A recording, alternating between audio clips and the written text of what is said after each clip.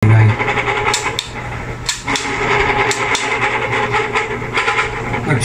ba?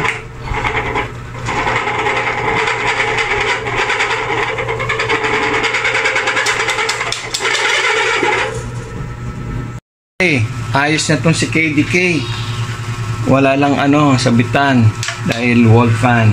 Number 1. Wala nang ingay. Oh, suabe na. Adjust na gusto to. Lakas bago capacitor. 3. Oh, ayos yan. Ang style nito lumang makina Sweeper. Oh.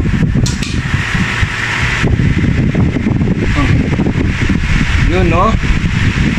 Okay, bigat. So, ayos na to. Fantastic man strikes again.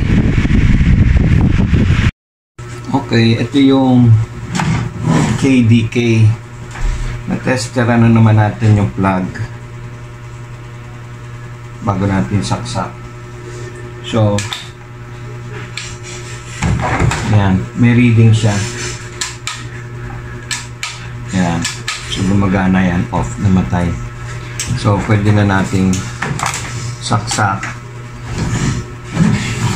Malaman natin. 0. Kung umaandar.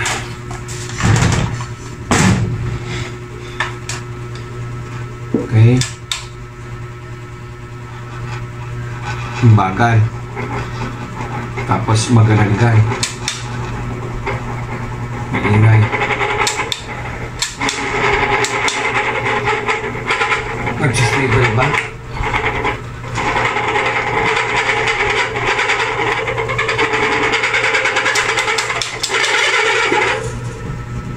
Okay.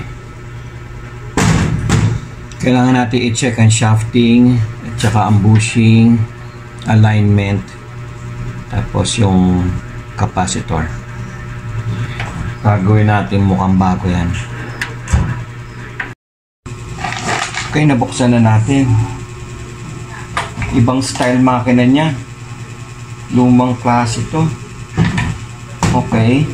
Pero ang problema natin, itong rotor niya, wala nang ipin. Kakaibang rotor niya.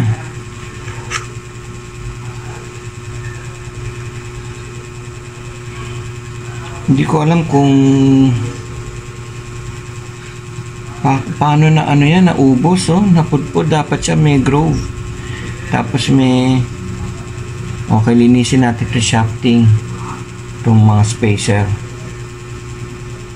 Okay, tignan natin. Mukhang matagal na ito, kakaiba. Okay, nalinisan na.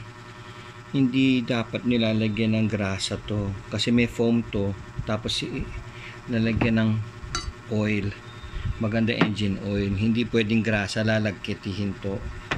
So malinis na ang shafting.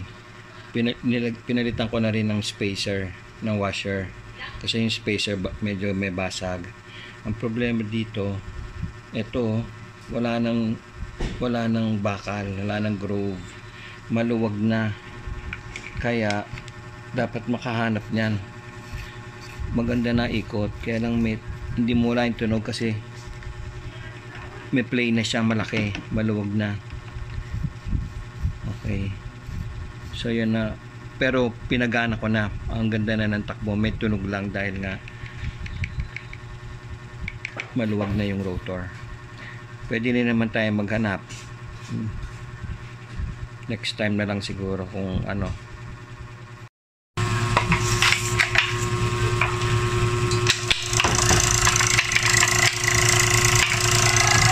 Hindi na katulad ng kanina.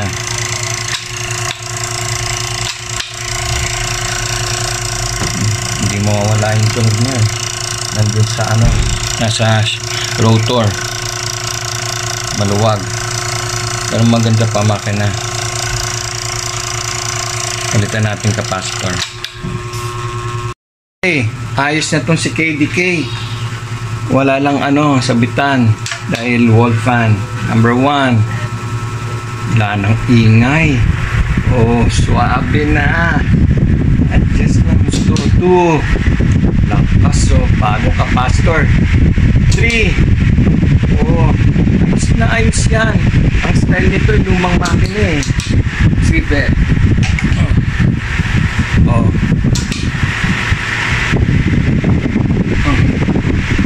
Yun, no?